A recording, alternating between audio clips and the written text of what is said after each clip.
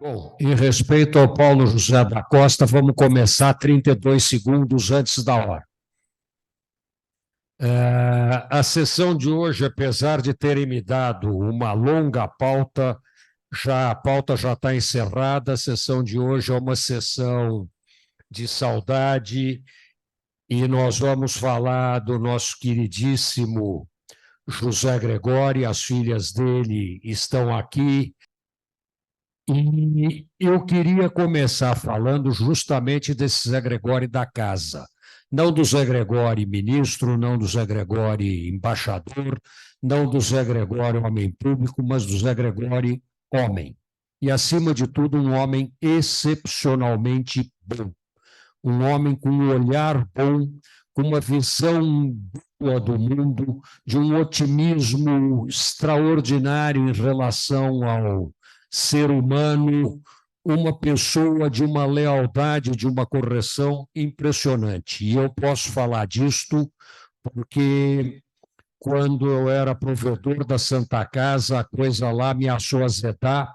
Eu falei com o Zé, em seguida ele entrou na mesa da Santa Casa, e quando nós já estávamos com a situação controlada, já tínhamos acertado as posições, a eleição estava ganha, ele fez questão de permanecer na mesa da Santa Casa, porque ele só tem a obrigação de ajudar uma instituição como essa. Então, eu gostaria de lembrar esse lado, não o lado do homem público, mas o lado do homem lutador, do homem batalhador pelas coisas normais da vida, pelas coisas do cotidiano, pelas coisas do dia a dia.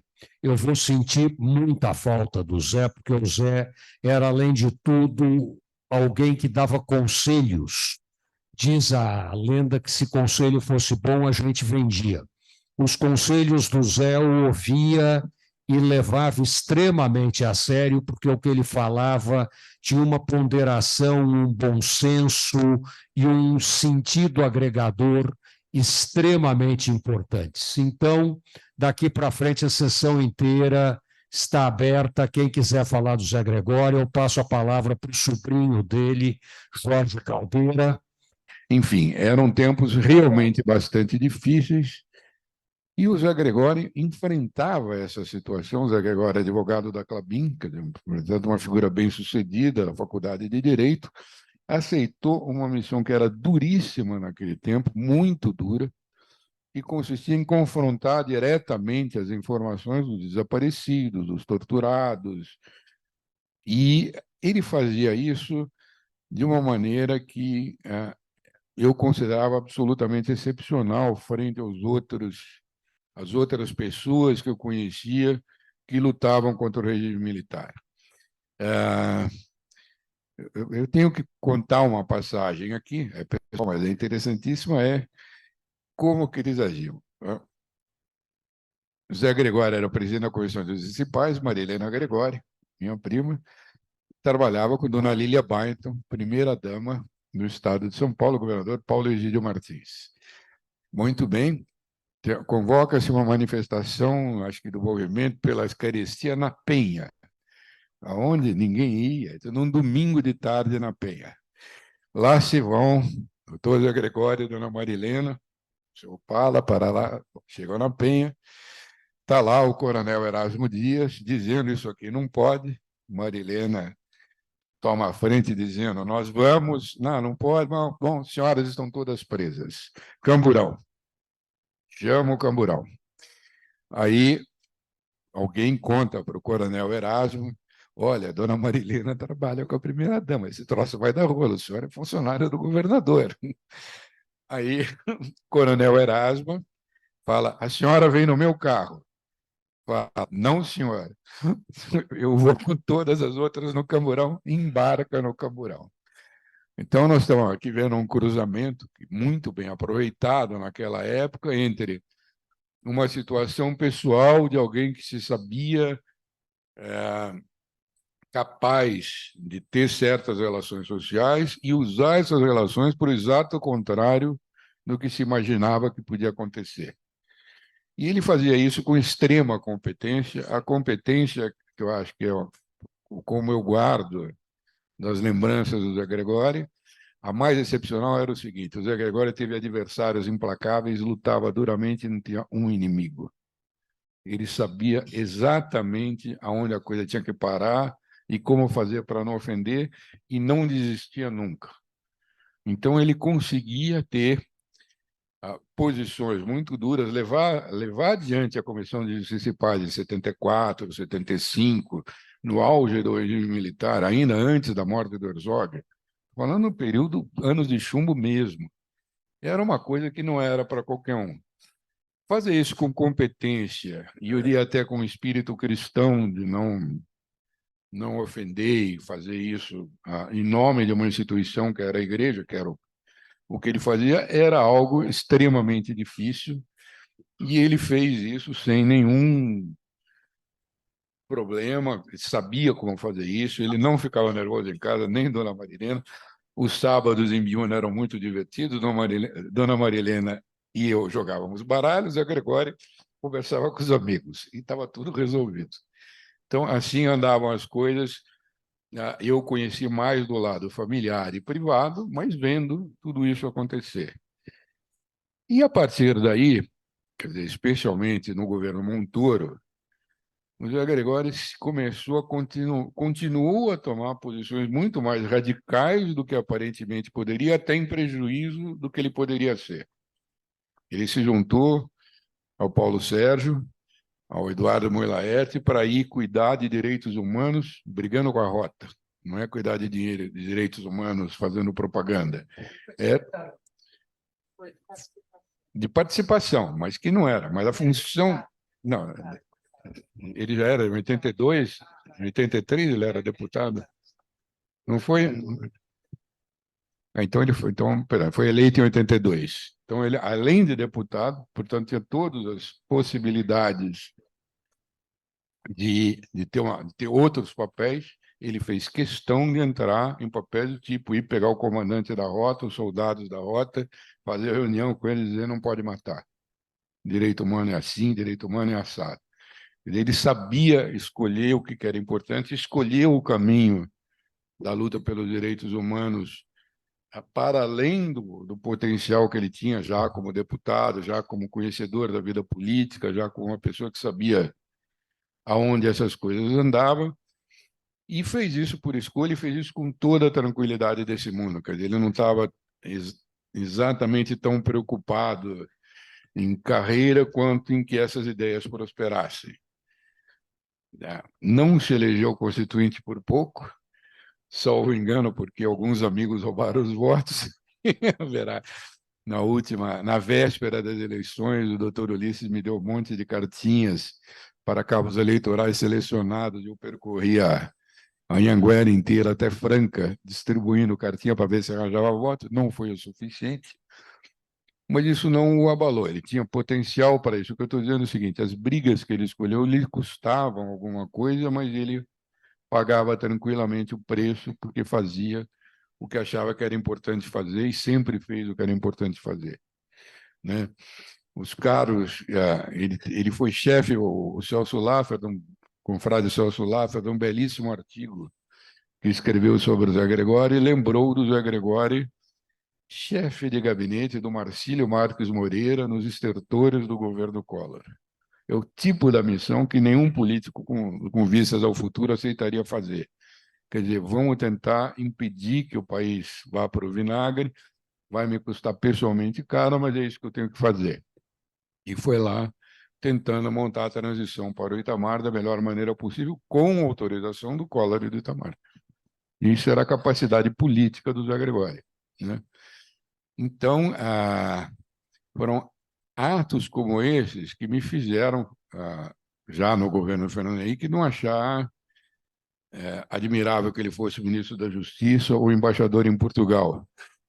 Mas o que ele me convidou a fazer, vamos escrever uma cartilha de direitos humanos, seu Cafuca, meu apelido, como ele me chamava, e eu ia lá, escrevi o que ele me pedia em cartilha de direitos humanos. Então, ele se dedicou a causas permanentes de modo permanente. Acho que isso deu muita tranquilidade de espírito para que ele fizesse, nem quando as coisas estavam ruins, nem quando estavam muito boas, ele mudou radicalmente de temperamento. Ele manteve-se sendo o Zé Gregório que era, né?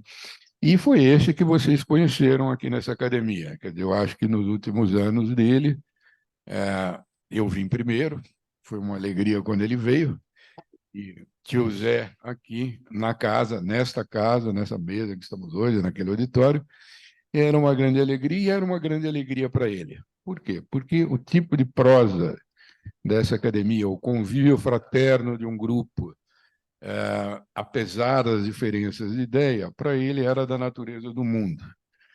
Era da natureza do mundo dele, é um pouco que a gente convive aqui, não é muito o mundo que a gente vive hoje, onde os conflitos são acirrados, as brigas ideológicas se tornam mais ou menos permanentes e a concordância é baixa. Eu acho que é o contrário, quer dizer, acho que a lição que o Zé Gregório deixa é certas coisas importantes são importantes. Você se dedica ao que é importante, que não vai ter problema. É o que ele fazia, acho que é isso que eu aprendi em 50 anos de convívio, e acho que essa lição ajudou minha vida realmente a ser melhor, né? Isso sem falar da alegria de conviver em família, com a Maristela, com a Bibia, com a Tisha, que está aí nos ouvindo. Um beijo para você. Muito obrigado. Naline. Eu acho que a partida do nosso confrade Zé Gregório foi muito comentada com muito carinho e com muita tristeza, não é? Não houve nenhuma manifestação assim formal, protocolar. Todos os textos escritos foram textos elaborados com o coração. E cada um procurou realçar aquilo que mais o aproximava do Zé Gregório, né? Muito antes de conhecê-lo pessoalmente, eu já o considerava assim uma legenda, né? Nunca pensei que eu pudesse um dia vir a ser amigo dele, conviver com ele. Mas nós nos aproximamos mais à mesa do almoço do Paulo Bonfim, né? Que às vezes ele ia, e aí eu detectei que essa lenda, que essa legenda, não é? Essa persona que o Brasil inteiro conhecia, era um ser humano de extrema generosidade. Generosidade autêntica, porque ele conversava com as pessoas sem nenhum critério de seleção desse diálogo, não é? Me lembro que houve até uma reportagem dizendo da amizade entre uma pessoa madura, que era o Zé Gregório, e um jovem, Gustavo Húngaro, né, que depois veio a ser meu secretário no Tribunal de Alçada Criminal, onde o Zé Gregório atendeu um convite, foi fazer uma magnífica conferência. Os magistrados paulistas o admiravam muito, o elogiavam e encontravam nele uma qualidade que pouca gente tem, que é a coerência. Viver aquilo que prega. Nós somos muito pródigos no discurso, todos temos assim discursos edificantes e uma prática nem sempre compatível com aquilo que nós falamos que acreditamos. E ele era um homem autêntico, né? Essa generosidade evidenciada aqui, todas as sessões em que ele comparecia, e ele fazia questão de realçar, de enfatizar, que a Academia Paulista de Letras era o espaço mais democrático desta República. Jorge falou bem que nós temos as nossas ideologias, as nossas diferenças, as academias são consideradas, por quem não é da academia, 40 egos inflamados, né? Cada um pensando só em si, mas o convívio nessa academia com a presença do Zé Gregório foi um convívio verdadeiramente fraterno. Quando ele, no final, já não podia vir, ele participava ativamente falava e se estendia, não era uma participação formal, dizer, estou ali, minha telinha ali. Não, ele falava, ele participava, e ele nunca deixou de elogiar, de fazer um carinho nas palavras dele àqueles que ele enxergava, ao assunto que nós debatíamos. Às vezes aqui saem assuntos polêmicos, né? Nosso presidente gosta de suscitar questões assim né, que vão depois fazer com que o nosso lado instintivo se manifeste. E o Zé Gregório era aquele pacificador, aquele democrata, aquele homem generoso, né? Então eu sei que muito mais ainda se dirá, se falará a respeito dele. Eu acho que falei para Maristela e para Tícia e para Bibi a mais, né? Que todos aqueles textos já dariam um livro sobre ele, fora aqueles que gostariam de se manifestar ainda, não é? Então, eu acho que a gente precisa manter viva a presença dele, né? Porque nós nunca vamos esquecer da alegria com que ele participava da academia. A academia era alguma coisa prazerosa. Ele não vinha por obrigação, ele vinha porque gostava. E tanto assim que, nos últimos tempos, ele esteve ali firme, participando, né? Eu acho que ainda há muito a ser dito a respeito dele, uma vida pública irrepreensível, né? Um modelo ético, né? E a ética é a matéria-prima de que mais se ressente esta nação, né? Se essa nação tivesse ética, nós estaríamos muito melhor. Mas por isso mesmo que a gente tem de manter vivo o exemplo do Zé Gregório. Ele é insubstituível. Terá uma sucessão, haverá uma sucessão, nunca uma substituição. E isso é a coisa bonita das academias, não é? Aquele que entra tem a obrigação de cultuar os que passaram. Isso é que a Lígia dizia, nossa pífia imortalidade, não temos onde cair mortos, mas é aquela imortalidade que será celebrada a cada posse, porque quem assume é obrigado estatutariamente a recordar o seu antecessor e todos os antecessores. Então, isso mantém num mundo em que o esquecimento é a regra, em que o modelo de conduta é a bajulação de quem tem poder, é cercar as autoridades, não porque elas sejam, mas pelo cargo que elas têm, pela função que elas exercem, pelo poder que elas podem, com que elas podem atender a anseios dos áulicos, né? Então, numa nação dessas, nós temos obrigação, nós temos um compromisso ético de cultivar a memória de pessoas como Zé Gregório. Nos meus limitadíssimos recursos, na minha modesta participação, eu vou fazer questão de manter a sua memória viva. Quem quer falar? Sinésio.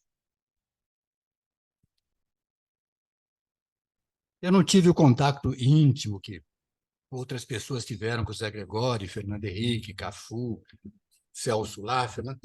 Foram passagens assim da vida, né? Então, um certo perfil que eu tenho dele, claro, com as imprecisões normais, a gente não sabe nem direito a vida da gente, imagine falar sobre a vida dos outros, né? Nós temos uma diferença de uns 10 anos da faculdade, né? Mas algumas coisas em comum. Zé Gregório morreu com 93, né? Eu estou 92, 84, 8 anos, não é tanto. Acho que a primeira vez que eu ouvi falar no Zé Gregório foi na Carta aos Brasileiros, né? Eu era amigo do Flávio, do Zé Carlos Dias, do Celso. Soube que o Zé Gregório, a pedido das pessoas, dos amigos, eu acho que foi o Zé Carlos Dias e o Flávio Benrebach que tiveram a ideia da carta, falaram com o Goffredo, algumas pessoas, Almino Afonso, Zé Gregori participaram, né? E foi o Zé Gregori e o Goffredo o orador do dia da carta lá, né?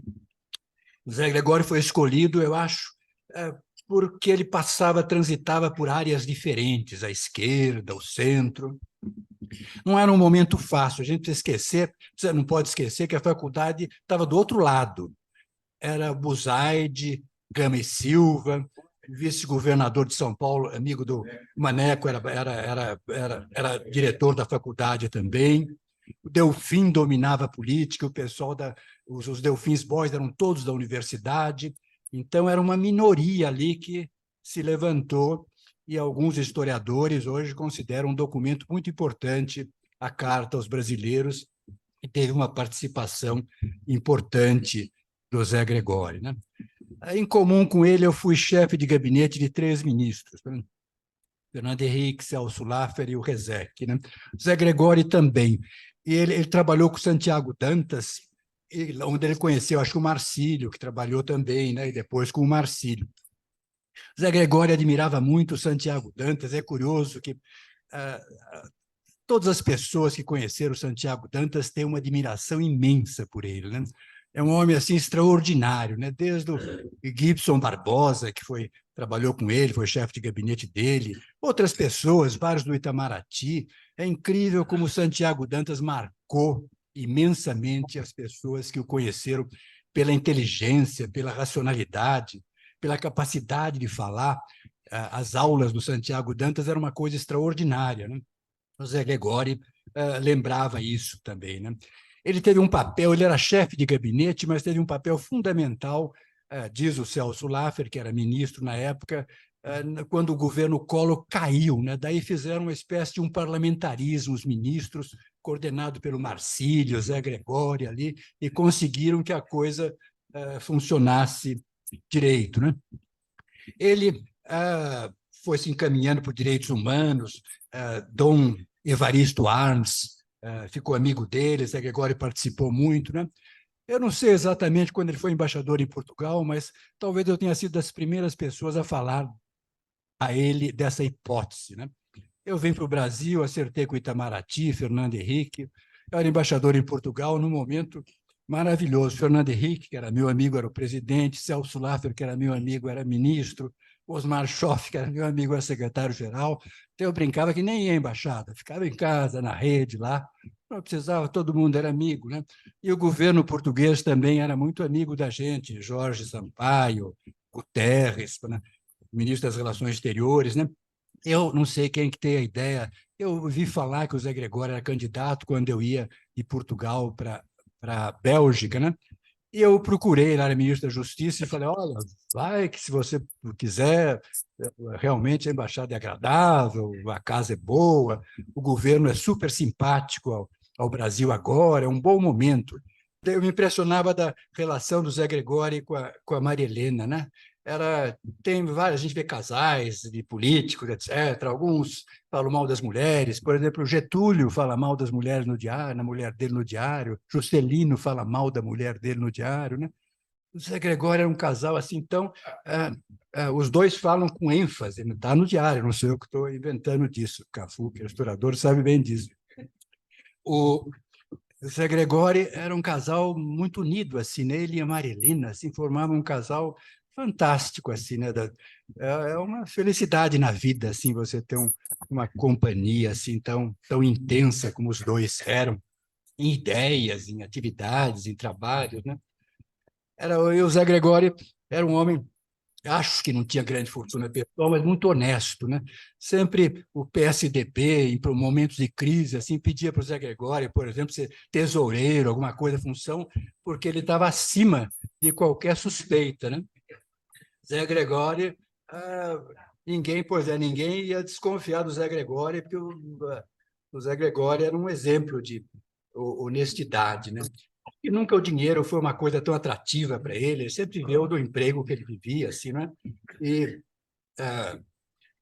E até ele, quando foi embaixador em Portugal, ele me contou, Zé Gregório era um homem divertido, alegre, bem-humorado, mas figura imponente, talvez pela altura, sincero. Então, os amigos brincavam com ele. O Zé Gregório me contou que, quando ele estava para ser embaixador em Portugal, fizeram uma brincadeira, eu acho que do gabinete do Celso Laffer, do Fernando Henrique, Miguelzinho, outras pessoas telefonaram para ele, né? E falaram para ele: olha, você vai para Portugal, mas também o presidente pediu a você para ser cumulativo em Timor-Leste, lá em Dili. Mas não é nada, não. Cada 2 meses você faz uma viagem, leva umas 36 horas. Não tem hotel, mas tem barracas ótimas lá. Enfim, é muito difícil. Você, mas o presidente conta com o hotel, contou com a tua colaboração, né? E o Zé Gregório me contou que ele levou um pouco adiante a conversa, né? Dile, mas cada 2 meses precisa ir. E acabou, não era, felizmente, para ele cumulativa com o Dile, né? Que tinha saído da Guerra Civil e realmente não era um local muito agradável. Por favor, Cafu. Pequena parte, dando nome aos bois. José Gregório, nomeado presidente da Comissão de Justiça e Paz, liga alguém se passando por um assessor de Dom Paulo Cônego, não lembro o nome, dizendo que precisava preencher a ficha canônica. José, aonde o senhor foi batizado? Isso ele lembrava. Ah, muito bem. Aonde batizou as filhas? Marilena! Esse alguém é o mesmo que fez isso aí, Miguel Reale Júnior. Queria destacar então, algo que realmente me toca bastante. Foi não só ser amigo, mas grande colaborador, e não só grande colaborador, como um grande amigo também do Dom Paulo Evaristo Arne. E Dom Paulo, franciscano, foi meu professor lá em Petrópolis, depois veio aqui para São Paulo, tornou-se bispo auxiliar, depois arcebispo, cardeal, e tinha um contato muito profundo com o José Gregório. E esse contato enriquecia enormemente o posicionamento de Dom Paulo e o posicionamento da Igreja aqui em São Paulo. Nós, às vezes, olhamos sempre esse aspecto mais, vamos dizer, político, social, sim, sem dúvida, mas também no sentido religioso, uma expressão forte.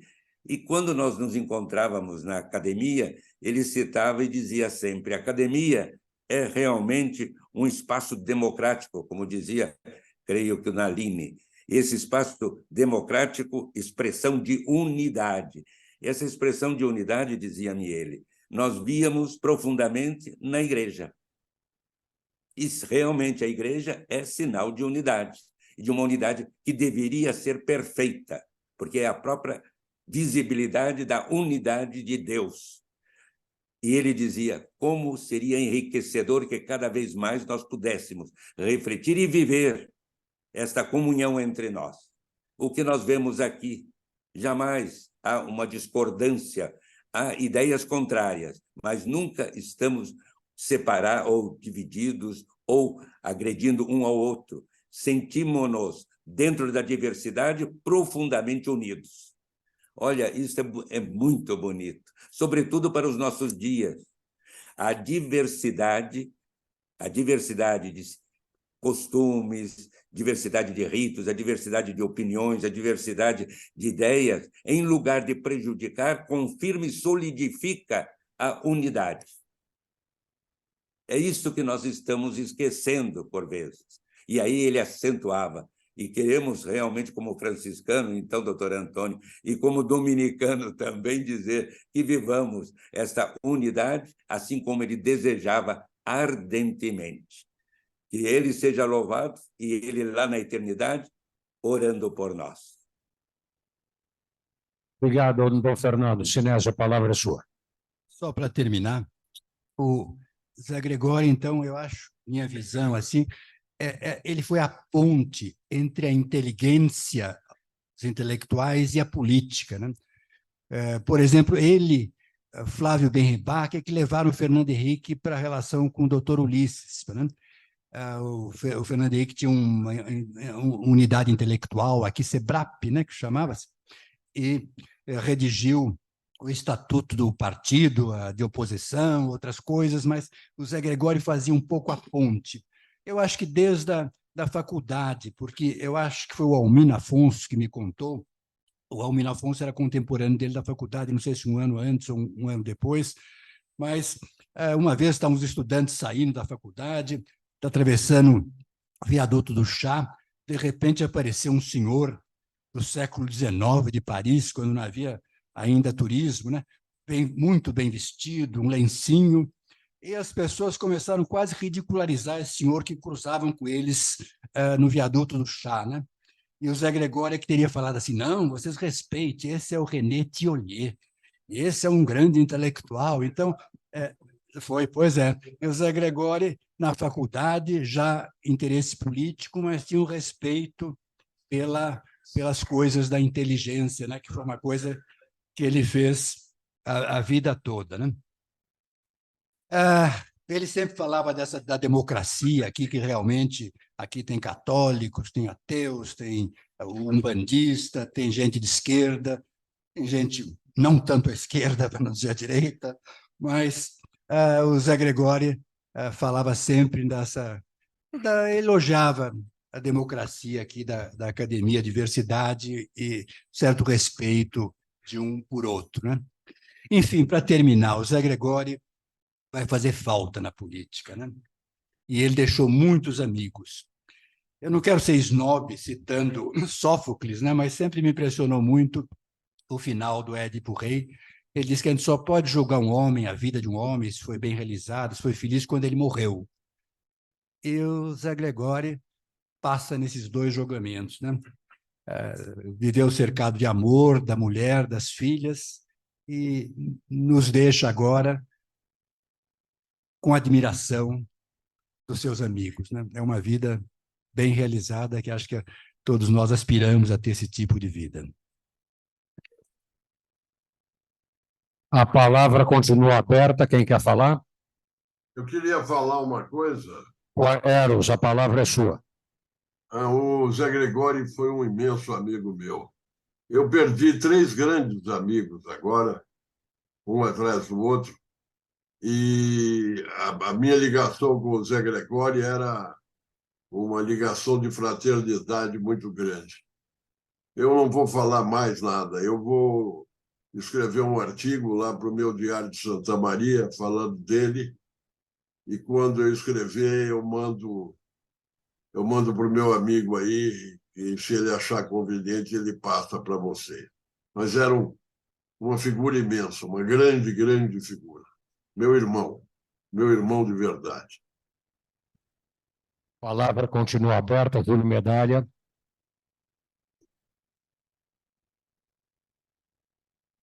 Eu quero falar. Depois do Júlio Medalha, a palavra da Maria Adelaide Amaral.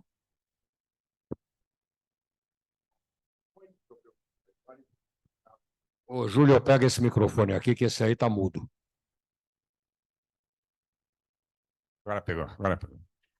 Ouvimos muito sobre Gregório, José Gregório, e vamos continuar ouvindo durante muito tempo, porque a contribuição dele é bastante variada em vários aspectos, né, humanos, intelectuais, e como homem atuante na vida política e social brasileira, é uma coisa que não vai acabar assim tão rapidamente. Embora ele tenha mal deixado esse país aqui, Erasmo Dias virou nome de rua em São Paulo, quer dizer, uma coisa triste, né?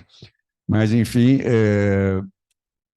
essas visões Gregório visto de fora, o que eu tenho ouvido aqui, evidentemente não cessam nunca esses elogios, mas eu gostaria de falar sobre José Gregório visto por dentro no sentido familiar.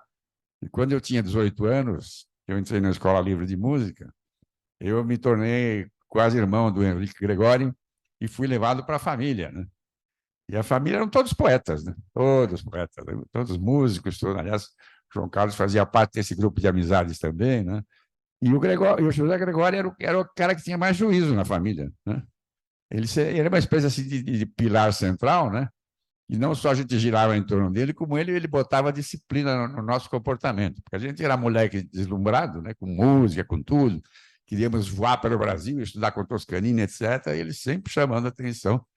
Essa figura maravilhosa que servia assim de baliza para o nosso comportamento, né? Mesmo depois que a gente seguiu carreira profissional, cada um fez o seu caminho, Nós nunca deixamos de nos conectar com ele para trocar ideias, para realmente ter aquele relacionamento pessoal que ele teve com a gente, que foi desde que a gente era moleque, né? E desde que ele foi uma pessoa que tinha um pouco mais de visão concreta das coisas da vida e menos delirante como nós, né? Mas ele sabia, por outro lado, também incentivar os nossos delírios e as nossas vontades de transformar esse mundo, e ele nos dava, às vezes, o caminho certo de como seguir em frente, né? Então, é uma figura fraternal, que a gente, de minha parte, né? Os outros, como eu disse, outros vendo de fora, a gente vendo por dentro, vê que é uma pessoa que tinha várias dimensões humanas e intelectuais, que faz com que ele realmente seja homenageado aqui e daqui para diante, né? Fala, Maria Adelaide. Palavra é sua. Eu serei breve, mas eu não poderia deixar de falar do Zé Gregório. Infelizmente, eu não tive o privilégio de privar da intimidade da família, embora sempre tivesse sido uma família que eu admirasse. A gente se encontrava, Maria Helena, Zé Gregório, nos eventos da vida, nos eventos políticos, nos eventos sociais. Era sempre um contato extremamente carinhoso, extremamente afetivo, mas eu só vinha privar da proximidade, do privilégio da proximidade do Zé Gregório na academia, antes da minha eleição e depois da eleição. Antes da pandemia, quer dizer, apesar que eu assumi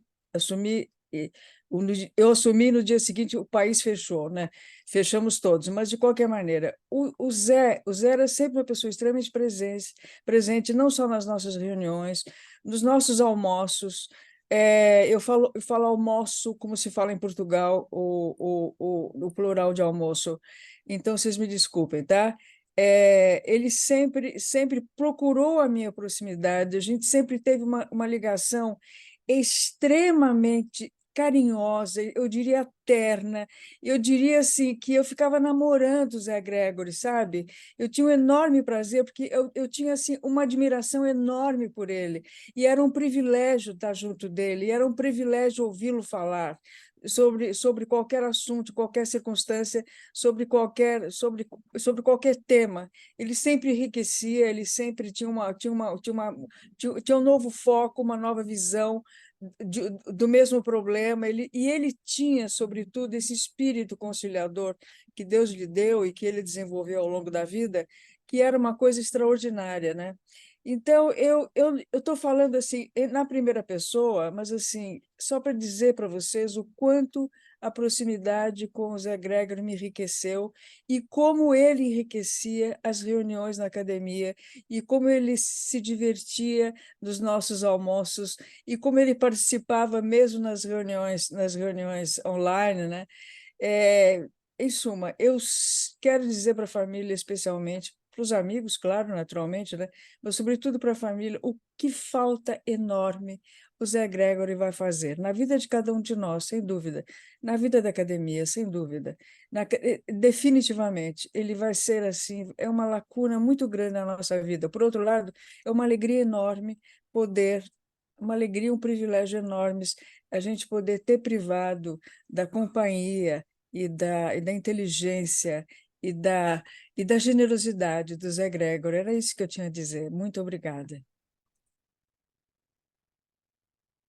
Professor José Pastore, recém-chegado de um périplo musical pelo velho continente. Eu senti muito estar no exterior, mas fiquei com as minhas orações presentes, tanto no funeral quanto na missa do 7º dia, porque a minha adoração pelo Zé Gregório sempre foi imensa.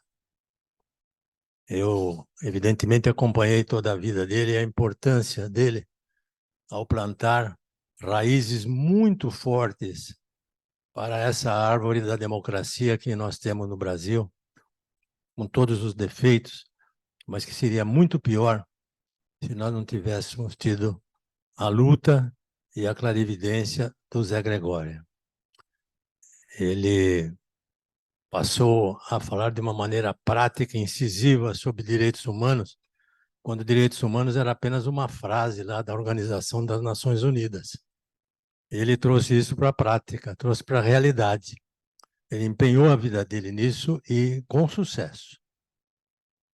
Eu fiquei conhecendo o José Gregório pessoalmente na casa do Júlio Medalha, onde se falava muito de música, e estava presente o Henrique e o José Gregório, e ali nós nos deliciávamos com as tertúlias musicais. Mas naquela oportunidade já deu para eu perceber um traço do José Gregório que sempre me tocou muito, que era a atenção com que ele ouvia as pessoas. Era uma coisa extraordinária. Era uma atenção natural, uma atenção íntima que vinha da natureza dele, de ouvir as pessoas e com um carinho muito grande, de uma maneira muito afável, sempre tinha uma palavra de apoio, de consolo e de otimismo para essa pessoa. Tivesse ela um problema pessoal ou estivesse ela desanimada com as vicissitudes da nossa democracia, né? Ele, nas horas mais difíceis, sempre tinha uma palavra positiva. Não era um otimismo panfletário, não era uma coisa que vinha de dentro dele, que achava que a democracia é uma coisa mais forte para os povos e que fizessem o que fizessem, sempre a democracia teria uma chance de sobreviver e se fortalecer. Então, eu sinto muito mesmo essa ausência do Zé Gregório em nossa roda aqui. Ele vai fazer muita falta. E, para mim, eu me encantava com o jeito afável dele, o jeito carinhoso dele conversar com todos e principalmente comigo. Troquei muitas confidências com ele durante aqui a academia e ele sempre me apoiou, sempre me ajudou e estava sempre disposto a ajudar mais, se assim fosse necessário. Eu acho que, é claro que o Brasil perdeu um grande brasileiro, mas eu perdi um grande amigo, um amigo precioso. Mais alguém quer falar sobre o Zé Gregório? Eu quero dizer mais uma vez que ele era um imenso amigo meu, de muitos e muitos anos, e eu sinto uma saudade imensa dele. Mas que eu também tenho uma pergunta para fazer, se me permitirem. Quem é o José Guilherme Gregory Dias que está aí? Diga alguma coisa, por favor, a respeito dele. Obrigado, ministro, pela palavra. Eu sou neto, filho da Maristela, e eu tive a felicidade de viver com ele, eu, minha esposa e minhas filhas, nesses últimos 4 anos. Em 2019, um pouco antes da pandemia, a gente se mudou após a minha mulher ter essa brilhante ideia de vamos viver com seu avô. E dentro dessa experiência, eu não posso deixar de dizer que acompanhei ali ao lado dele algumas sessões online aí da academia, e preciso relatar que, de fato, ele era muito feliz nessa convivência com os confrades, ele aproveitava muito esse momento com vocês. Então, eu estou um pouco emocionado, mas muito obrigado a vocês por todo esse apoio. É o padrinho, o meu professor José Renato Nalini, que acho que foi o principal responsável por colocá-lo aí com vocês. Muito obrigado. Mas eu passo a palavra para minha querida amiga de muitos anos, desde que ela foi para a ANS Maria Estela, poder falar, e depois as outras filhas Bom, em Eu primeiro queria só fazer uma observação, se me permitirem, porque isso me enche o coração. Eu queria agradecer ao José Guilherme o que ele acabou de dizer. Muito obrigado, José Guilherme. Em primeiro lugar, eu queria agradecer à academia, todo o apoio que vocês tiveram nesse momento de tanta tristeza que a gente está passando. Vocês foram muito presentes, inclusive nós fizemos questão que Dom Fernando rezasse a missa, sétimo dia, e contar um pouquinho que uma coisa que não foi falada, que o meu pai passou por uma grande tragédia na vida dele, que foi perder o pai aos 9 anos, assassinado, e a família como um todo nunca levou isso como uma tragédia, era uma tragédia, mas eles lidaram de uma forma que aceitaram, talvez pela minha avó ser muito religiosa, e lutar pelos direitos humanos e pela democracia, vivendo na carne, porque ele ouviu muito quando ele defendeu os direitos humanos, como, e se as suas filhas forem estupradas, e se entrar um ladrão na sua casa, e ele sempre... falava, não, a vida é assim e eu sou... eu passei por uma grande tragédia, né? E eu luto por isso. Então, ele não tinha o rancor dessa tragédia, ele trabalhou de uma outra forma. E quando você lembrou, Júlio, da família, ele era do meio e ele perdeu esses irmãos todos, né? Ele ficou... E ele realmente era o centro dessa família. E perdeu a minha mãe também e nunca deixou a peteca cair. Ele sempre foi muito batalhador, muito firme, e ele não queria ir embora, porque ele sabia que nós iríamos sofrer muito. Ele falava, eu quero ficar mais um pouco, porque eu não quero passar o sofrimento que vocês vão ter, enfim.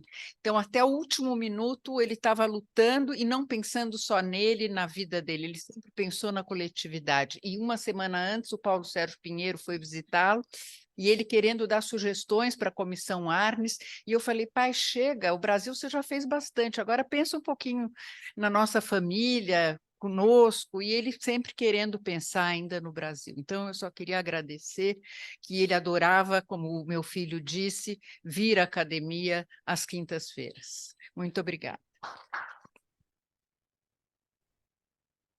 Eu acho que eu só vou acrescentar um agradecimento especial a todos.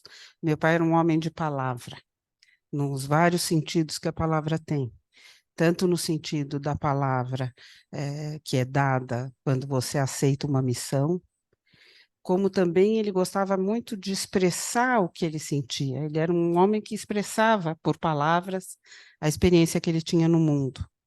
Então, o fato dele estar participando nesses últimos anos, que são anos falsamente tomados como anos do ocaso, porque são os anos da velhice, ele estar aqui foi para ele uma fonte, incrível.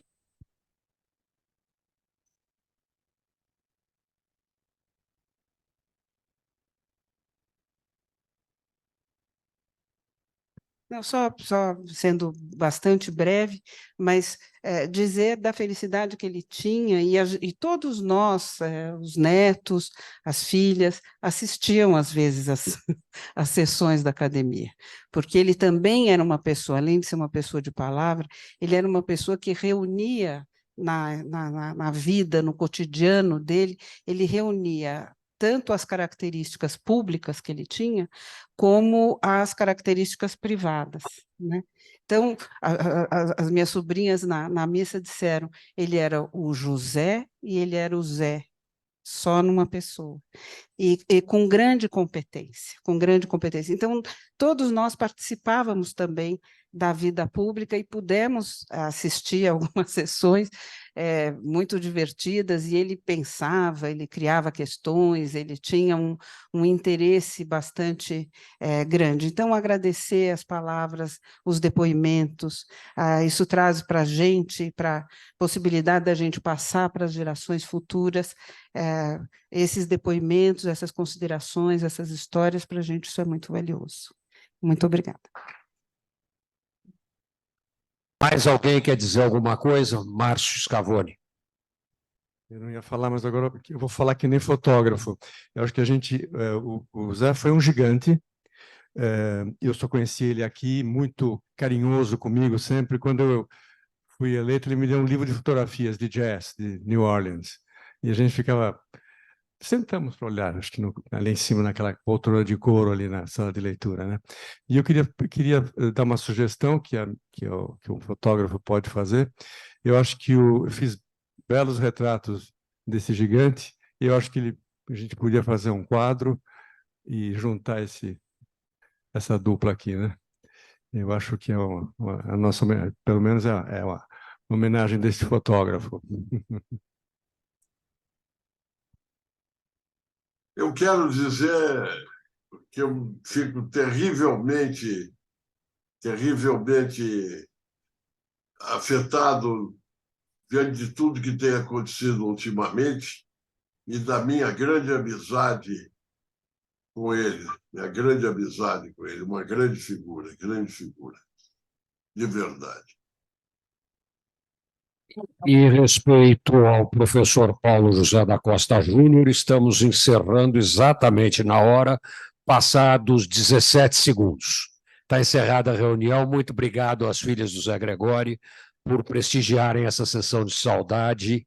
E é isso aí, até a semana que vem. Antes de encerrar, eu declaro aberta a vaga do Zé Gregóri. Nós agora temos 30 dias para recebermos inscrições dos candidatos a substituí-lo. Não substituí-lo como pessoa, mas substituí-lo na cadeira da academia, sucedê-lo, como disse com mais precisão, José Renato Nari.